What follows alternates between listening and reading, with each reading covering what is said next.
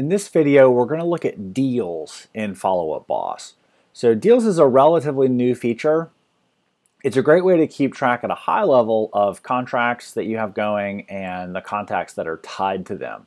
I would not consider this a contract to close system, but it is a great way to keep both your pipeline and kind of a view on current deals that are going on. So in essence, you can just create a new deal here. You'll want to name it, most likely for a buyer. If you've got a contract, I would think you would want to use a property address. And then you can add the price, which we'll review in a minute what that does. If you want to add commission, you can, and add a close date. So let's just add those in. And then you can also, it's going to automatically add you, whatever account you're logged into as a user, but you can add people from your contacts here. So we'll go with that. And then of course you can say,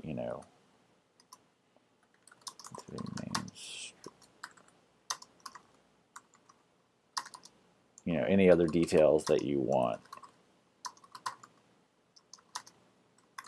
here. So, and then you'll want to create that deal. And then the great thing about that is, it's got here as a buyer contract. It's also connected to specific lead in your system. So if you actually click on that, it'll take you right to the lead. So if you needed to update them or add a task, or if you had an action plan for people who are under contract, that's a great way to just go right into that. You can also just move it through the process, and you can update these headings. At least the admin level can update the heading and the order of these, but you can move these people through the system. So as they go from offer to pending to closed, it's a great way to really, like I said, keep a track of that. And then you can also view specific deal reporting so that you can have a better idea of your pipeline and what is going on there. So it's a pretty basic process, but it can be really powerful to keep track of transactions that are going.